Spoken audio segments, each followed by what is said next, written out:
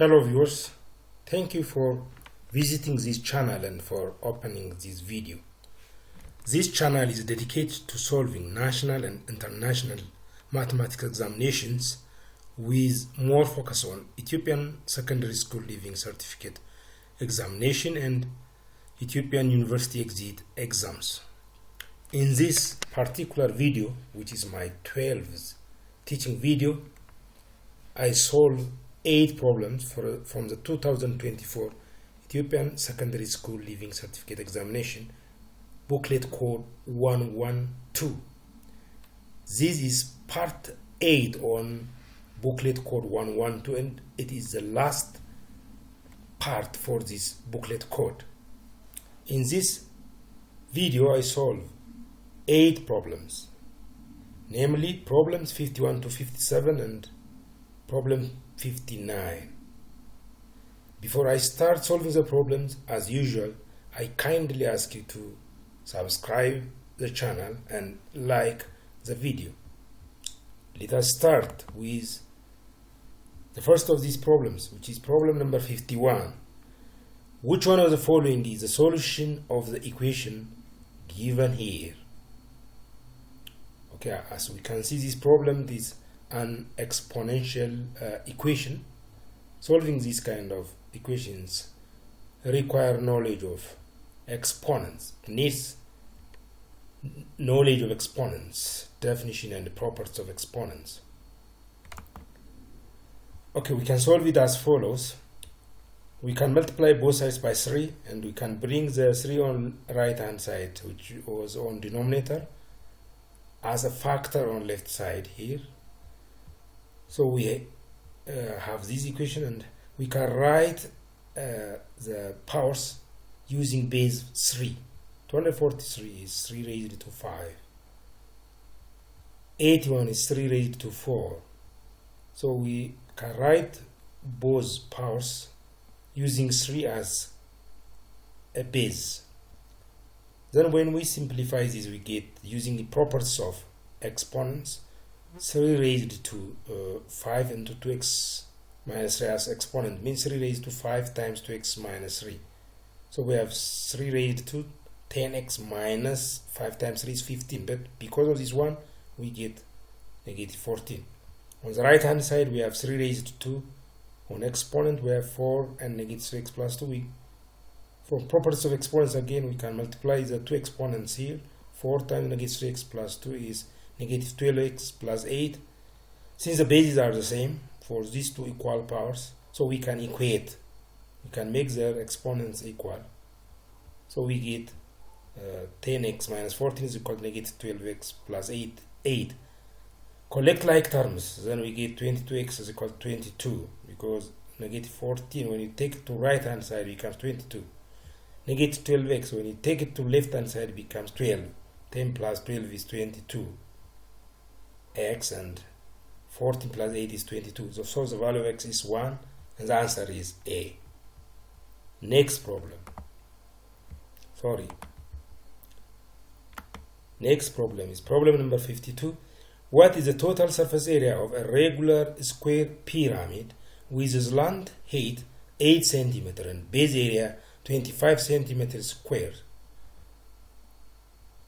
To solve this problem, we have to recall the total surface area formula for pyramids. What's the pyramid? Let us have a polygon and a point which is not on the plane containing the polygon. Connect the point to each vertex of the polygon. A figure formed in this manner is called a pyramid. And the formula for total surface area of a pyramid is, total surface area means the sum of the areas of all of its faces. In this case, the pyramid is square pyramid, so it has 4 lateral faces, and together with the base, total it has 5 bases. 5 faces, not 5 bases, it has 5 faces. So total surface area means the sum of the areas of all the faces. Base areas separately, since the base is a square, and the base area is directly given, it is 25.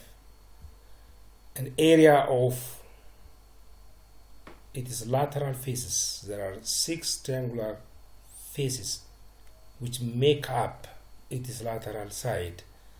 So the area of one of these triangles can be computed by using area formula for triangle. Since the base is a square of area 25, so its side is 5. So BC is 5 centimeter.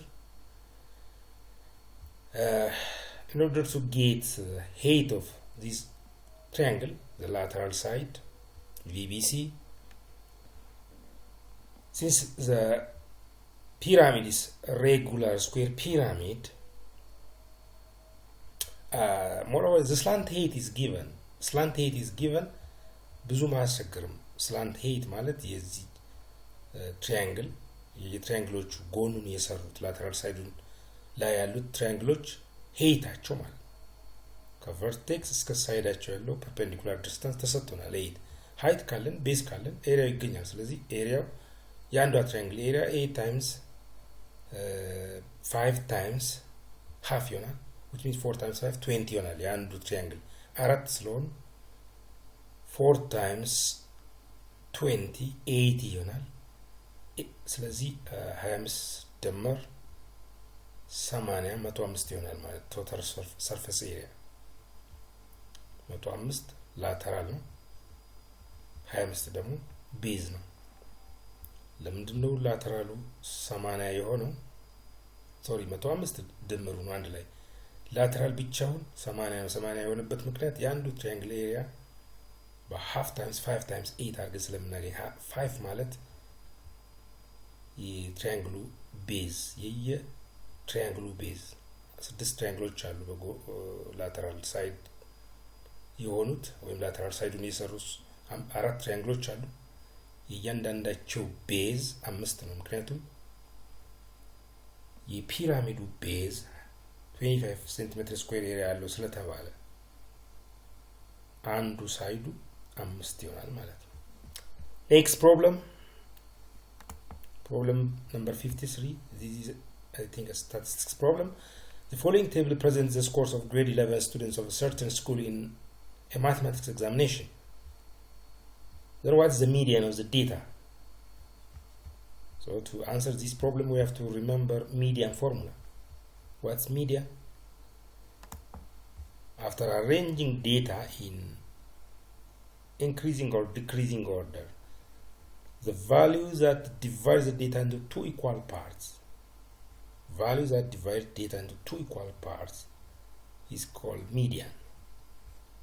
That means half of the data values, the values are above it, half of the observations are below it, and half of the observations are above it. Value that lies as the middle of the data is called median. In order to calculate median, we have to know the type of data. Is it grouped or ungrouped? In this case, it is grouped. So we have to use formula for grouped. This is a formula for grouped, for median of grouped data. First, prepare cumulative frequency distribution. After that, find the class where the median is located. It is the lowest class for which the cumulative frequency equals or exceeds number of observation over 2. The median class is የሚባለው number of observation ለሁለት አካፍለን cumulative frequency n over 2 እንዲሆን የሚያደርግ lowest class የትኛው ነው? እሱ ነው median class። ዘንድ ፎርሙላ መጠቀም ከዛ በኋላ በዚህ ፎርሙላ ውስጥ ያሉ ነገሮች BL ማለት lower limit of the class containing the median class, lower limit of median class, n is number of observation, CFB means cumulative frequency of the class before the median class, B before ለማለት ነው። FC frequency of the median class, frequency of the class that contains the median, that means the median class.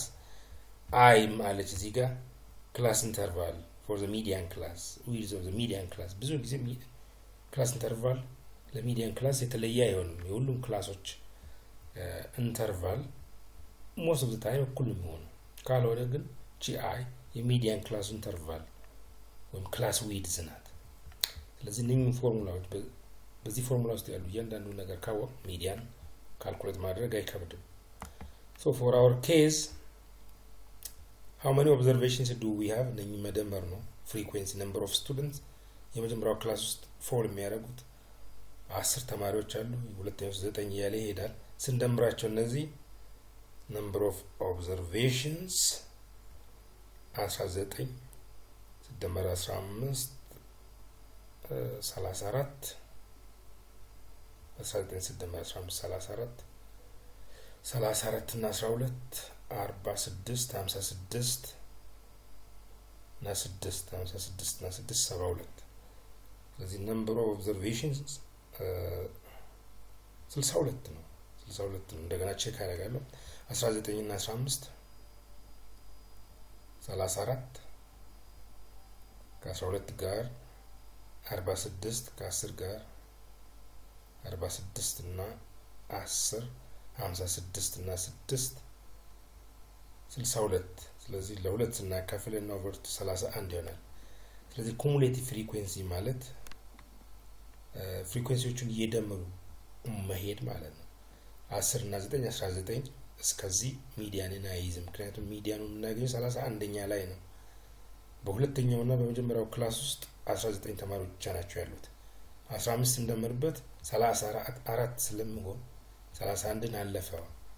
ስለዚህ ሚዲያን ክላስ ሶስተኛ ውስጥ ነው ያለው ማለት ነው። ከ51 እስከ 60 ሚዲያን ክላስ ሚዲያኑ ያለው እዚህ ውስጥ ነው። ሚዲያን የዚህ ዴታ ሚድሉ ሶስተኛው ክላስ ውስጥ ነው። ግን ማን ነው ሚዲያን ገና ነው ካልኩሌት እናደርጋለን። so the median class is the third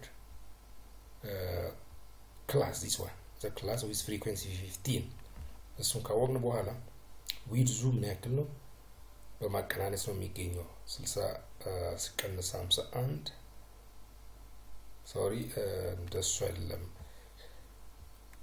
ኦኬ ተከታታይ ሎየር ክላስ ሊሚቶች በማቀናነስ 41 ሲቀነስ 31 10 ነው። እሱ አይ ይሆናል።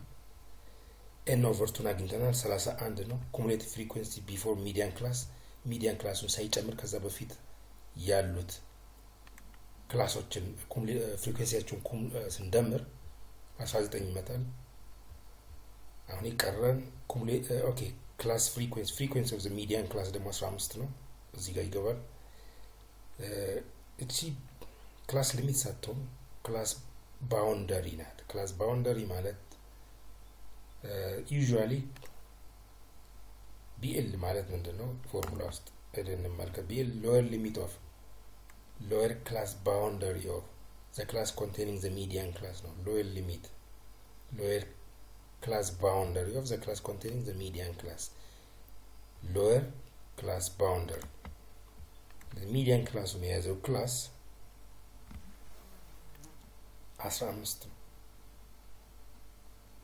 the class before the median class ደግሞ ሁለተኛው ነው። ይሄ ነው lower class boundary 40.5 lower class boundary of the median class ነው ራሱ before አይደለም። lower limit of the class containing the median class ስለሆነ ራሱ የሚዲያን ክላሱን ክላስ ሊሚት ሳይሆን ክላስ ባውንደሪ 50.5 ነው የምንወስደው። 5 ቀንሰን ከ51 እቺ lower class ሊሚት ናት ለሚዲያን። lower class boundary ነው መሆን ያለበት boundary so 50.5 ስለዚህም ኮምፒውተር አድርገን ስናቀልል 58.5 ይመጣል። መልሱ ዲ ነው። next, what is the area of the region bounded by the graph of f of x is equal to x cube and the x-axis on the interval -4 up to 2? This requires a knowledge of definite integrals. Area under the graph of x cube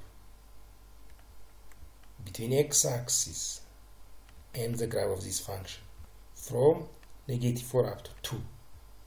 the area formula በአጠቃላይ ብዙ አይነት ኤሪያ ፎርሙላዎች አሉ በኢንቴግራል የሚሰሩ። የፋንክሽኑ ግራፍ ከኤክስ አክሲስ በላይ ከሆነ ኤፍን ኢንቴግሬት ማድረግ ነው ከኤ እስከ ቢ። የፋንክሽኑ ግራፍ ከኤክስ አክሲስ በላይ ሙሉ በሙሉ በላይ ከሆነ፣ ሙሉ በሙሉ በታች ከሆነ ደግሞ በኔጌቲቭ ካባዛን በኋላ ነው ኔጌቲቭ አድርገን ኢንቴግሬት ማድረግ ከኤ እስከ ቢ ኤፍን። ግራፉ ሙሉ በሙሉ ከኤክስ አክሲስ በታች ከሆነ ግራፉ ከኤክስ አክሲስ በላይ ሆኖ between two functions ከሆነ ኢንቴግሬት የምናደርገው ማንን ነው? ኤፍ ነው ጂ? ሁለት አቀናንሰን ነው። ከላይ ያለው ፋንክሽን እዚህ ጋር ለምሳሌ ኤፍ ስለሆነ ኤፍ ማይነስ ጂ አድርገን ከኤ እስከ ቢ ኢንቴግሬት እናደርጋለን። ኤፍ ማይነስ ጂ። ሌላ ኬዝ ኦኬ ግራፉ ከኤክስ አክሲስ በላይም በታችም ከሆነ በላይ የሆነው ፓርትን እንዳለ ፖዚቲቭ አድርገን ኢንቴግሬት እናደርጋለን ከኤ እስከ እቺ ኢንተርሴክሽናቸው ኤክስ ኮኦርዲኔቱን ፈልገን እስከዛ ድረስ ኔጌቲቭ ከኤክስ አክሲስ በታች የሆነውን ፓርት ደግሞ በኔጌቲቭ አባዝተን ነው ኢንቴግሬት የምናደርገው።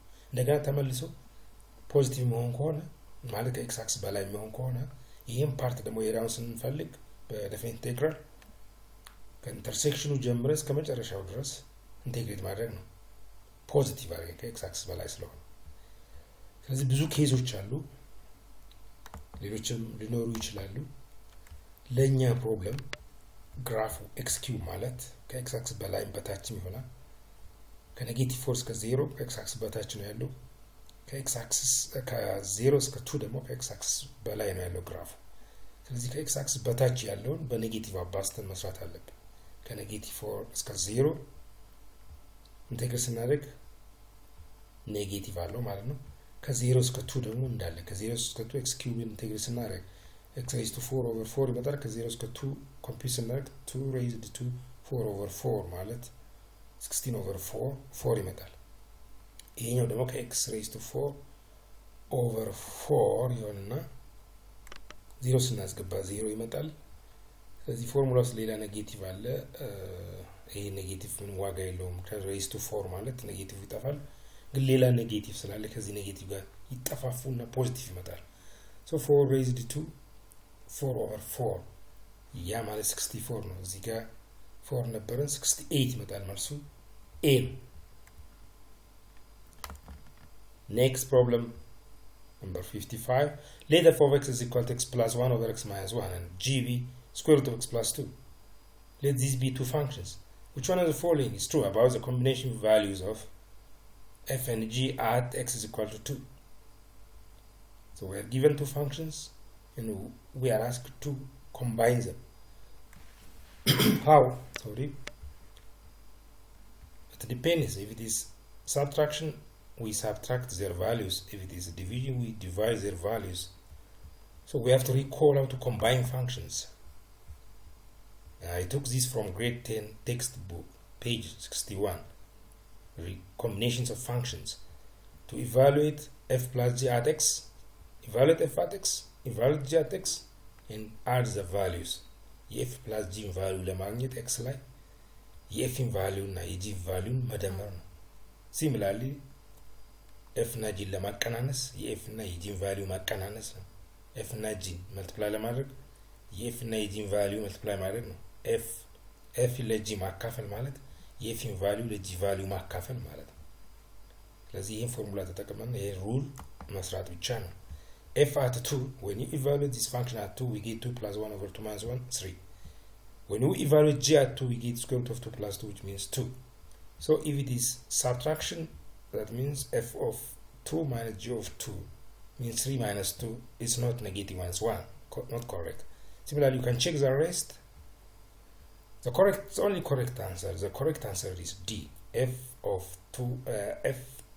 g at 2 means f of 2 times g of 2. f of 2 is 3, g of 2 is 2. When we multiply it is 6. So this is correct. The answer is D. Next problem. Which one of the following defines an exponential function? So to answer this problem, we have to recall the definition of exponential function. Let us see the definition. I took this from school mathematics book, I think grade 11. The exponential function f with base a is denoted by f of x is equal to a raised to x with base a ስለሆነ where a is positive and a is not 1 and x is any real number. በአጭሩ exponential function ማለት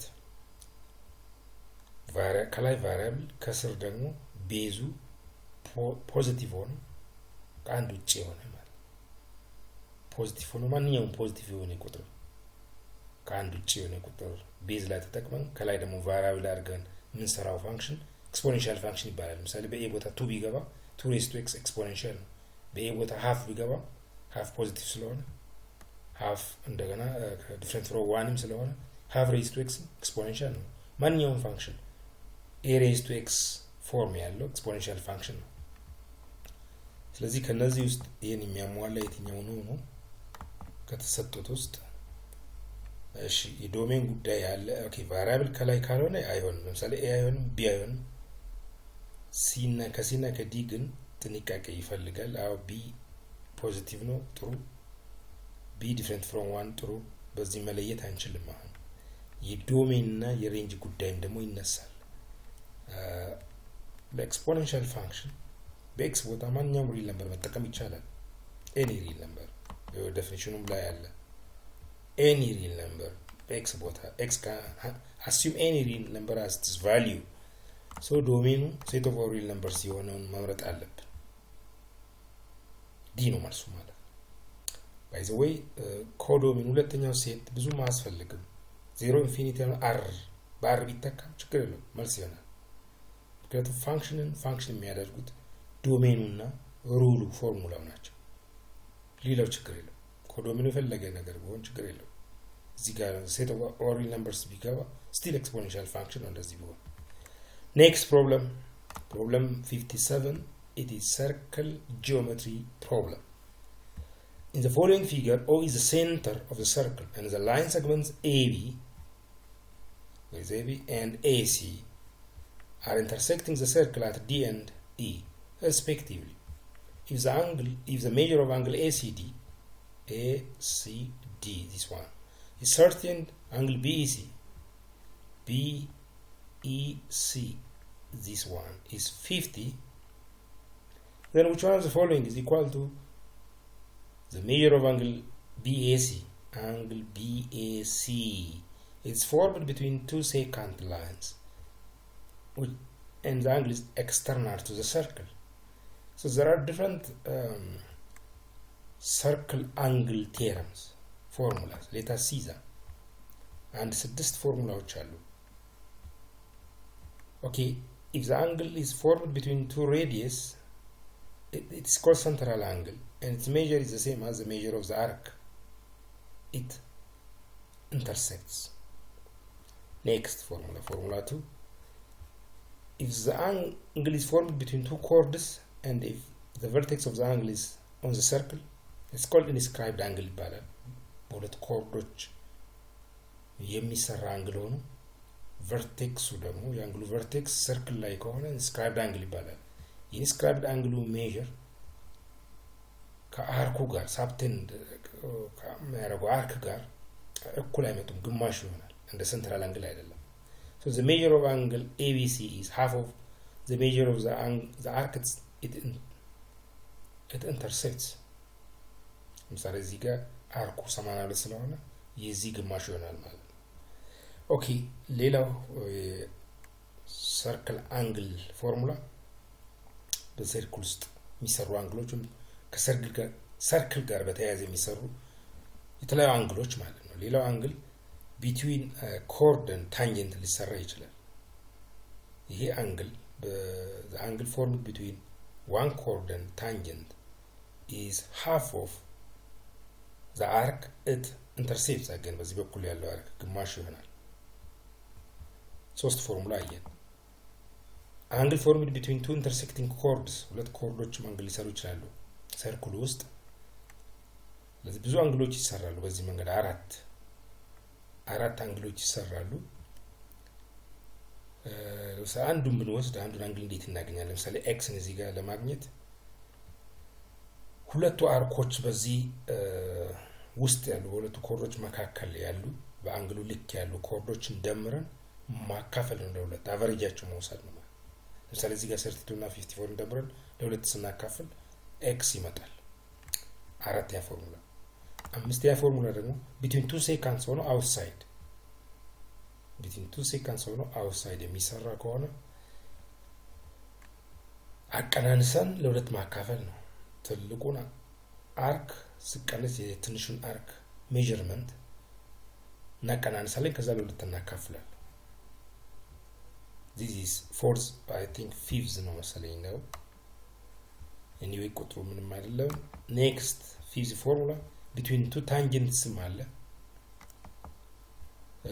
between ይሄን ያየን ይመስለኛል between tangent and chord ይታየ ይመስለኛል anyway ብዙ ፎርሙላዎች እንዳሉ እንድናስታውስ ነው in our case the angle is formed outside the circle and between two tangents so the formula is half measure of the bigger arc minus the smaller arc the bigger arc on the other hand the bigger arc in this case BC is twice of this angle CEB angle CEB means BEC it is 50 so twice of it means 100 BC is 100 and the measure of arc DE is twice of angle ECD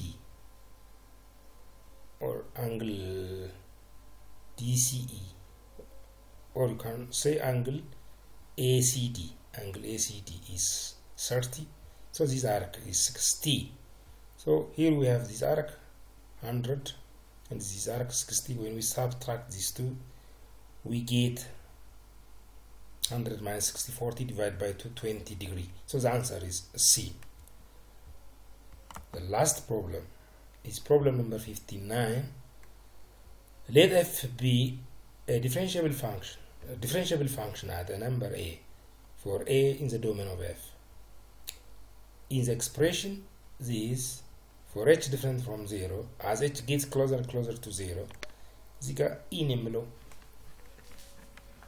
ቃል አስፈላጊ አልመሰለኝም ማስተካከል ያለበት ይመስለኛል ቋንቋው in the expression this for h different from 0 as h gets closer and closer to 0 from both directions the expression becomes closer to f derivative of a which is equal to in short የተፈለገው ምንድነው when h approach to 0 h ያነሰ ወደ 0 ይጠጋ ሲሄድ ይሄ ቁጥር እየተቀየረ ይሄዳል የተለያዩ ቁጥሮች እየሆነ ይሄድና ወደ ሆነ ቁጥር እየቀረበ ይሄዳል ያ ቁጥር በዚህ ምልክት ሲምቦላይዝ ይደረጋል እና እንዴት ይነበባል the derivative of at ተብሎ ይነበባል ኢንተርፕሬቴሽኑ ምንድነው ነው ጂኦሜትሪካሊ ምን ትርጉም አለው ይሄን ለማወቅ let us see some pictures to understand this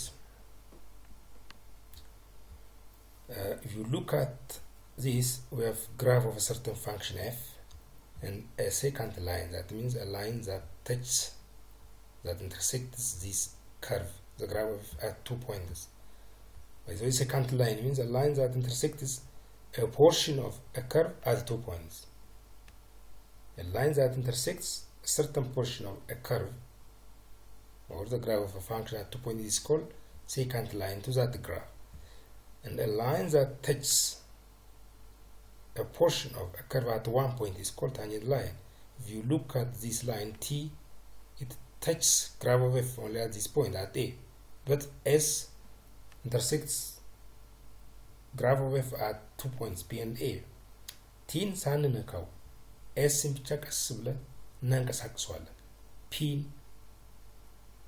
ወደ A ያስጠጋን ይሄዳል ከግራፉ ሳንወጣ ግራፉ of f ላይ እንደሆነ P ለምሳሌ እዚህ ጋር ቢመጣ ሌላ ሴካንት ይሆናል በA የሚያልፍ ሴካንት እና በP የሚያልፍ P ግን ሙቪንግ ፖይንት ነው ስቴሽነሪ አይደለም A ስቴሽነሪ እዛው ነው ቦታው P ግን እናንቀሳቅሳለን እዚህ ጋር ስናመጣ ሌላ ሴካንት እዚህ ጋር ስናመጣ ሌላ ሴካንት እዚህ ጋር ስናመጣ ሌላ ስለዚህ ብዙ ሴካንቶች ይሆኑና ሴካንቶቹ ቀስ በቀስ ወደ ታንጀንቱ እየጠጉ ይሄዳሉ ኢንክሊኔሽናቸው ከታንጀንቱ ኢንክሊኔሽን ብዙም አይለይም in the long run አሁን ለምሳሌ እዚህ ጋር T more inclined ሆኗል T S less inclination አለው less slope አለው ግን ይሄ S አይደለም እናየው ብዙ Sዎች አሉ Hን እየቀነስን ስንሄድ ወደ 0 approach እያደረገ ሲሄድ ማለት H ማለት ከS ከX ያለው ዲስታንስ ነው ያን ዲስታንስ እየቀነስን ስንሄድ ያ ማለት በሌላ አነጋገር ፒን ሙቭ እያደረግን ስንሄድ እንዳለ ሆኖ